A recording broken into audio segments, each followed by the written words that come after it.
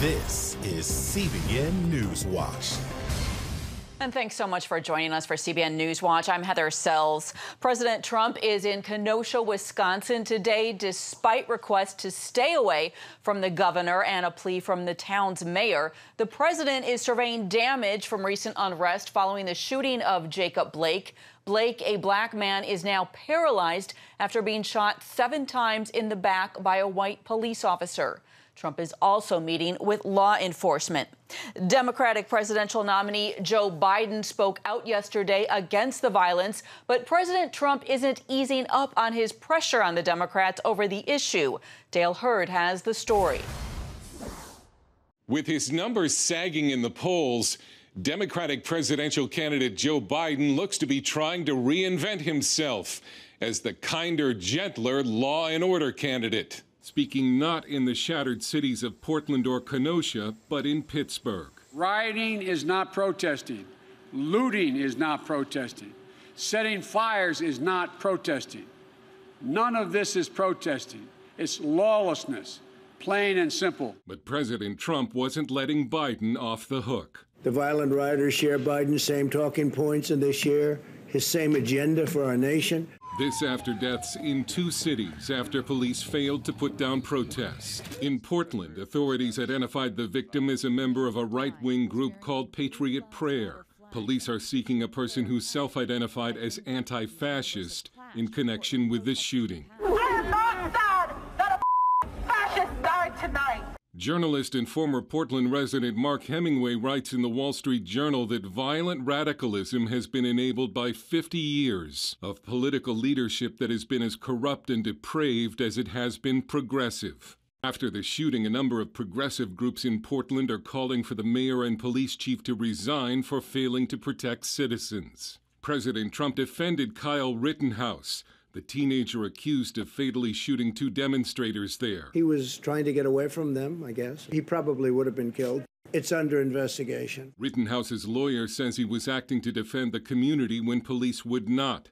But Trump says he doesn't want his supporters confronting rioters. In an interview on Fox News, The Ingram Angle, the president accused stupid, foolish rich people and corporations of funding the riots. But the money is coming from somewhere. Money is coming how can it be from tracked? some very stupid rich people that have no idea that if their thing ever succeeded, which it won't, they will be thrown to the wolves like you've never seen before.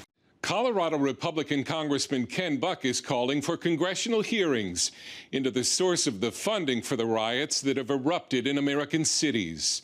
Dale Hurd, CBN News.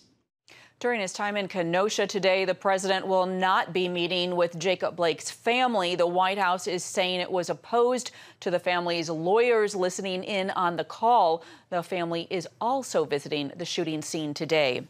Well, a sombering new record in the fight against COVID-19. The U.S. has now surpassed 6 million cases as we cross 6 months since the first documented case of the virus. August now stands as the nation's 3rd deadliest COVID-19 month on record. New claims of an incorrect COVID-19 death count are sparking debate after the CDC said 94% of those who died from the virus had underlying health issues. Dr. Anthony Fauci, the nation's top infectious disease doctor, addressed the issue on Good Morning America. The point that the CDC was trying to make was that a certain percentage of them had nothing else but just COVID. That does not mean that someone who has hypertension or diabetes who dies of COVID didn't die of COVID-19. They did.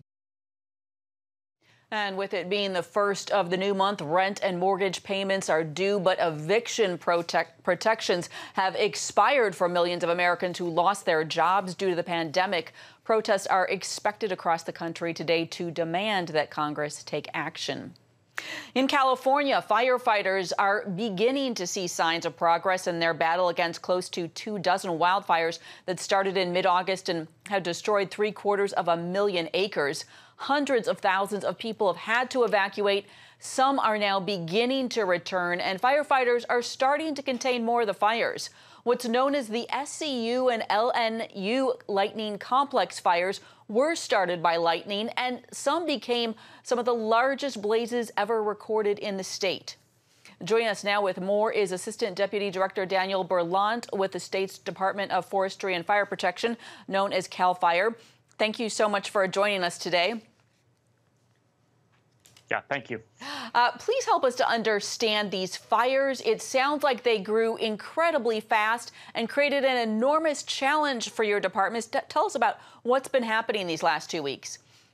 Yeah, well, we have been incredibly busy in the last 2 weeks battling hundreds of wildfires. So 2 weeks ago, we had a thunderstorm system move into California. But that thunderstorm system, though it brought lightning, brought very little to no rainfall at all. So thousands of lightning strikes across California resulted in hundreds of fires. As today, we have 24 large major wildfires and lightning complexes. That's a series of wildfires all managed together. Nearly 24 of those still burning. Over 1.4 million acres in total have burned.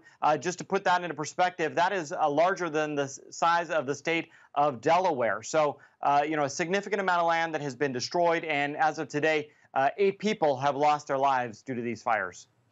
Really, really tragic. We have seen reporting that the National Guard in Washington state is coming in to help. Is the pandemic creating a shortage of firefighters? Well, we are bringing in thousands of firefighters from all corners of California.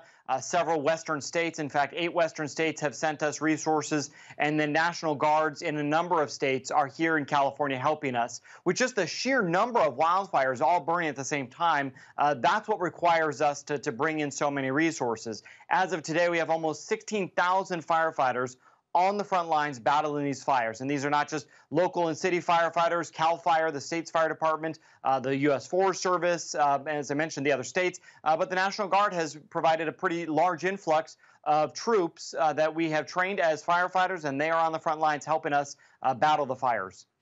Wow. I want to ask you, as far as your outlook for this coming week, with the weather forecast and all, what are you anticipating? What are your hopes for containing these fires at this point? Well, the past several days, we've had more favorable weather. In fact, conditions, the temperatures have gone down. When these fires broke out, you have to remember that not only did we have this thunderstorm system come through that brought all the lightning, but we were experiencing extreme triple-digit temperatures, temperatures that hit the record books in many areas. So in the last couple of weeks, we've returned back to more normal temperatures for this time of year. However, for later this week and even this weekend, we are expecting those temperatures to go back up, triple digits in many areas. So that could challenge us for sure. And as we move into a 3-day weekend, we're going to be urging all Californians, and if there's any visitors in our state, to heed our warnings, take extra precaution, because any spark, any open flame could easily ignite a wildfire. All right. Well, we are wishing you and the best and praying for the best. Assistant Deputy Director Daniel Berlant, thanks for your time. Thanks. Turning now to the devastation in Louisiana, where residents are facing crucial shortages of basic supplies there after Hurricane Laura hit. More than 17,000 linemen from 29 states are working to restore power. Hundreds of thousands with no air conditioning on some of the hottest days of the year. About 180,000 people do not have water. Cars have been backed up for miles as the U.S. military hands out ice, water, meals, and tarps. Operation Blessing trucks are on the scene in Lake Charles, Louisiana. They are bringing power tools and equipment to clear out homes and cut and remove debris. And here is another Operation Blessing story. Operation Blessing teamed up with a Virginia man who needed help distributing food after a fundraiser to feed the hungry led to boycotts against a major food company. Mark Martin has the story. It began in July when Goya Foods CEO Robert Untitled complimented President Trump about the expansion of the Hispanic Prosperity Initiative. We're all truly blessed at the same time to have a leader like President Trump, who is a builder. And that's what my grandfather did. He came to this country to build, to grow, to prosper. And so we have an incredible builder, and we pray for our leadership, our president, and we pray for our country that we will continue to prosper and to grow.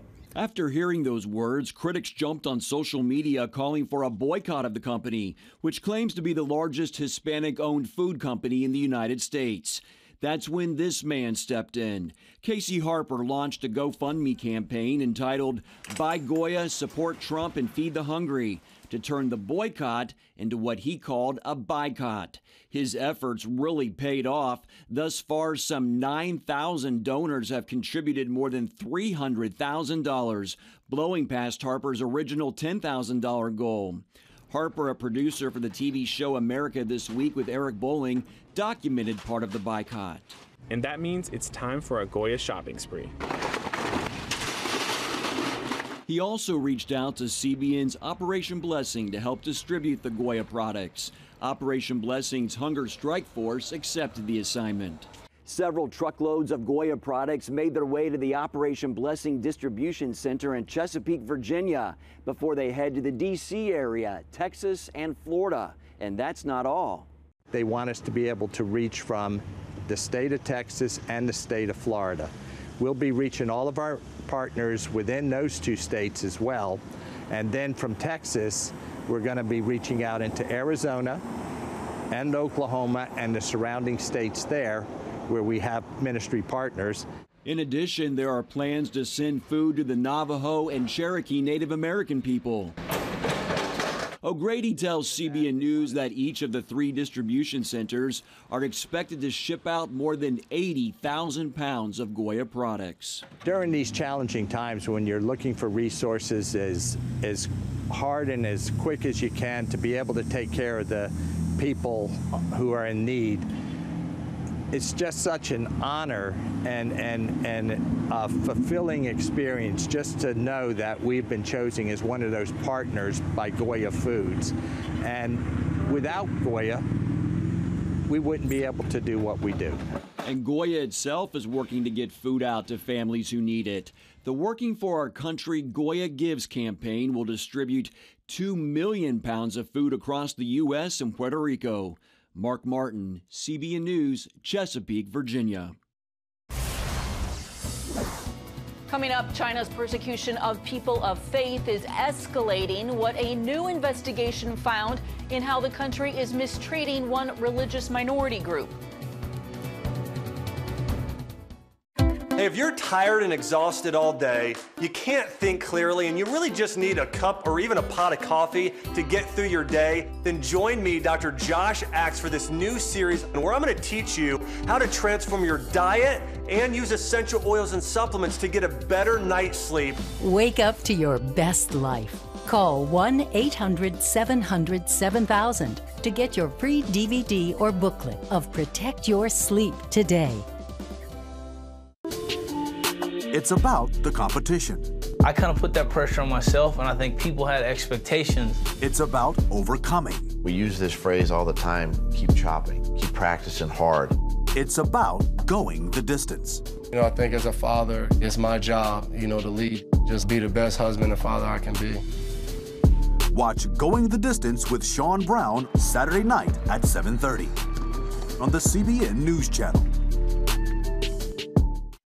Orphans Promise is committed to loving and serving at-risk children, to helping keep families together, and to creating opportunities for strong and sustainable communities around the world. We're working in over 60 countries around the world, and with your help, we can do even more. There's an old African proverb I love that says, if you want to run fast, run alone. But if you want to run far, run together. At Orphans Promise, we want to run far so we can touch the lives of as many orphaned and vulnerable children as possible. But we don't want to go alone. We're out to change the world, one child, one family, one community at a time. Will you join us?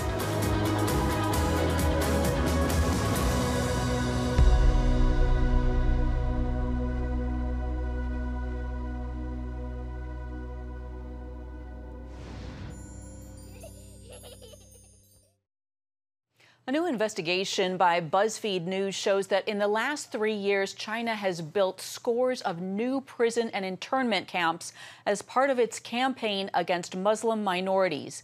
The high-security camps can house tens of thousands of people and marks a move away from the previous use of schools and retirement homes. This summer, Congress and the Trump administration have been stepping up the U.S. response to China's human rights atrocities, and Southern Baptists have been drawing attention to this. Here now to tell us more is Travis Wuso. He is the General Counsel and Vice President for Public Policy at the Southern Baptist Ethics and Religious Liberty Commission. That's a mouthful. Travis, thanks for joining us. Thanks so much for having me. So you have been monitoring this situation closely. What do we know at this time about how many Uyghur Muslims the Chinese are detaining, and what is happening to them? So right now, China is holding between 1 and 2. There are differing reports, but between 1 and 2 million Uyghurs in concentration camps in Western China. And what these camps look like, we have glimpses because the Uyghur community has smuggled evidence out, sort of through a long global network of activists of what these concentration camps actually look like. So we only have glimpses. No human rights inspectors have been allowed unfettered access to investigate these facilities, but they're essentially prisons.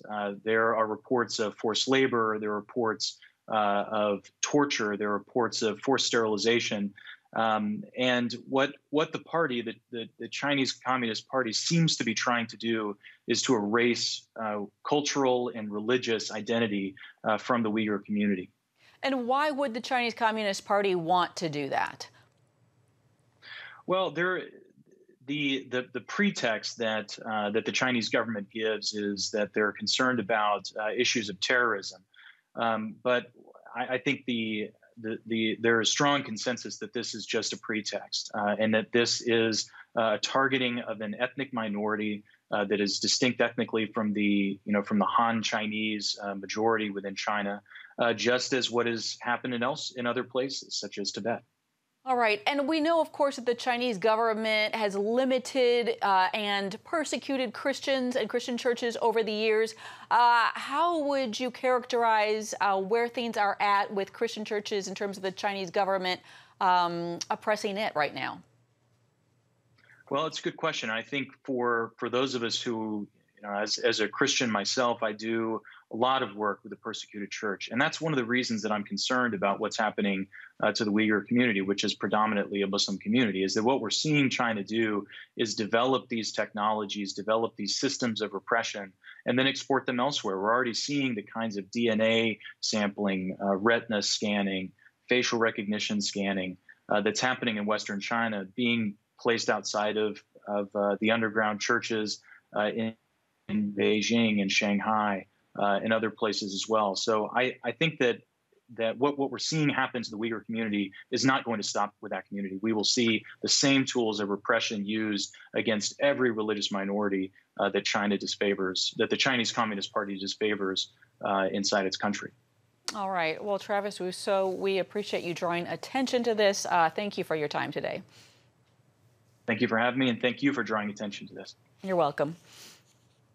Still ahead, we'll hear a young man's incredible story of his life after death experience as he literally went straight to hell. That's coming up right after this. Daddy? Yeah, buddy? How many nickels are in a dollar? There are 20 nickels in a dollar. How do birds fly? Does milk really make my bones stronger? Yeah. Daddy, when we die, will we go to heaven? Do you have the answer to life's biggest question? Call the 700 Club. We'll help you find answers to the important questions life brings your way. Watch breaking news, in-depth exclusive stories and programs from health to entertainment you won't find anywhere else. The CBN News Channel, a perspective you can trust. Enjoy credible news reporting from around the world. Discover inspiring programs and stories of hope, all in one place from a Christian perspective. The CBN News Channel, a perspective you can trust. To watch the CBN News Channel, download the app or visit cbnnewschannel.com. Hello, I'm Dr. David Perlmutter, board-certified neurologist and #1 New York Times bestselling author. Wouldn't it be great to boost your energy, eliminate brain fog, and even reverse brain disease? Well, you can, and I'm going to show you how along with some of the world's most well-respected brain experts in this DVD, Protect Your Brain. Get Protect Your Brain, a free DVD only from the Christian Broadcasting Network, featuring experts on the cutting edge of neuroscience and brain health. No matter how many times you've failed in the past, you really can do this. In Protect Your Brain, you'll discover simple strategies to keep your brain young and healthy. Improve your memory. Discover the gut-brain connection. In Protect Your Brain, get your free copy at cbn.com or call 1-800-700-7000. If you want to improve the quality of your life, get the DVD Protect Your Brain and get it today. For Josh Miles, coming down with the flu turned into a life-changing experience. He was sick with a 106-degree fever. His dad was so concerned that he took him to the ER. And on the way there, Josh says his soul left his body, and he says he went straight to hell. He told CBN's The Prayer Link program about what happened. Take a look. The torture is at a level that you really can't comprehend in the human mind.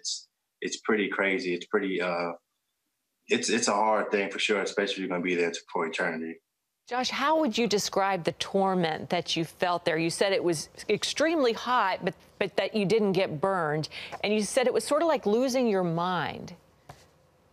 Yes, I think people misconstrued the statement of supernatural. I think they think that's only a heavenly or God. I mean, everything in that world, in the spiritual world, is supernatural.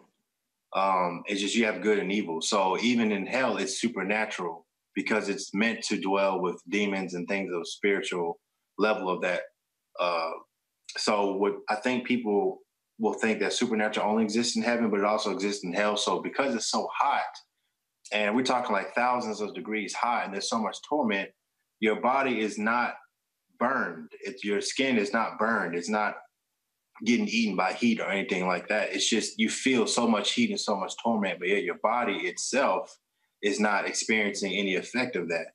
And I think that's a very, very difficult thing, especially for the torment you have, because you're feeling so much pain and regret and paranoia and all of these different emotions at one time. I tell people, you know, you imagine your worst day you could ever have, and it's multiplied tenfold, thousandfold when you're in hell. It's a place that I really, you should be scared of it. I tell people, you know, I state what's true, you know, and hell is definitely a place that's a scary, scary thing. Wow. And Josh, it's amazing that you say you still had all 5 of your senses. Tell us a little bit about what you saw and what you smelled. The smell was very terrible, especially because you're housing millions of people and demons and things like that, and it's very hot. So the smell was terrible. And also, you know, hell is the opposite of heaven in every single way. So is the devil. So, you know, hell smelled terrible from the fact that it's a pungent odor that I can't even really describe how bad it smells. And then you combine that with the heat that is, I mean, you know, if you go into your car and it's 100 degrees in the day, you open the door, sometimes if you sit in it, it can be a little difficult to breathe. But that's only 100 to 120 degrees. If you're talking about thousands of degrees, that makes it extremely hard to breathe on that fact alone, because hell is literally meant for torture.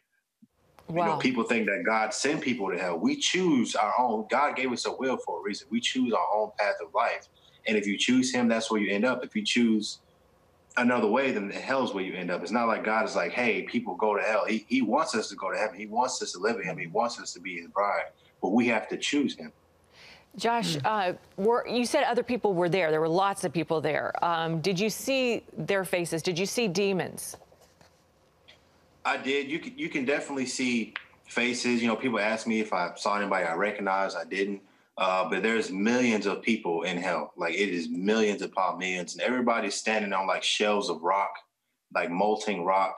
And everybody's screaming out and in turmoil. And it's crazy because you are in pain and turmoil yourself. This is true. But to see other people go through that kind of turmoil hurts even more, you know, and you can remember the things that you did on this earth, secrets and things like that. And you actually have a hunger and a thirst for God himself, because you know you didn't make it and you're just begging him to come get you, but you already know it's too late. And that makes it even more painful when you have a love for God. And sometimes we take advantage of that here. and then you end up in hell. You don't have a choice anymore because you're there. Be sure to watch the prayer link tonight on the CBN News Channel, and don't go anywhere. We'll be right back after the break.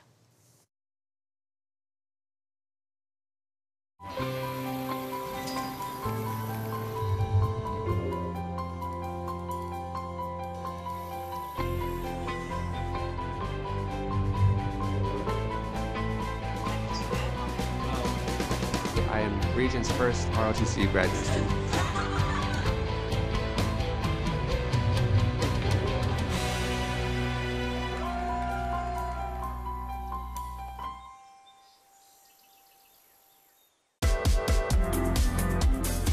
Meet the pastors who are preaching the gospel in a fresh, fearless way.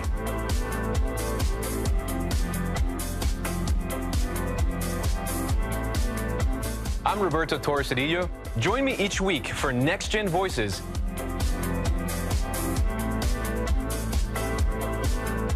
And watch God transform a generation.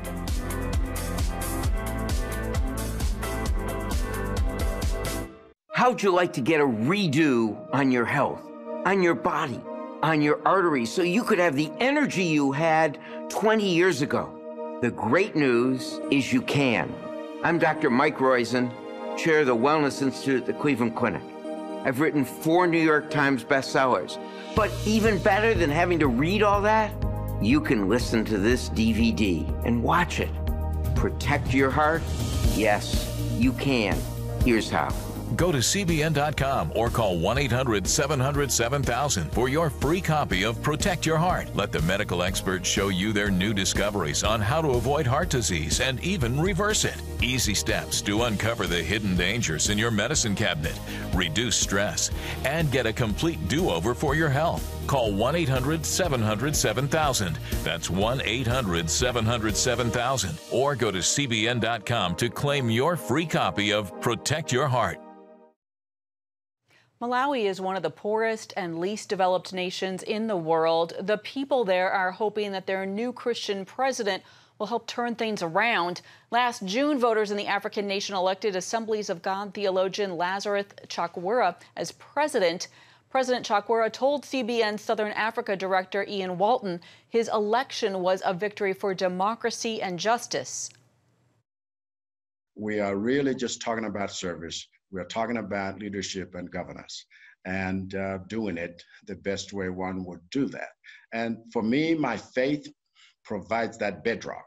We must have people that speak into our lives. We must be subjected to those that say, that's not right, and be able to accept that. And across this continent, I believe we must have a coalition of people that say, our peoples have suffered enough. Africa deserves better, and we can deliver better. And it will depend on us, not on somebody else, coming from elsewhere to make things right. Only one doctor is available to care for every 50,000 people in Malawi. CBN is doing what it can to help.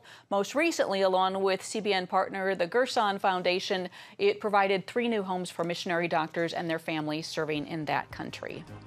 And that is it for this edition of CBN News Watch. We hope you have a great day.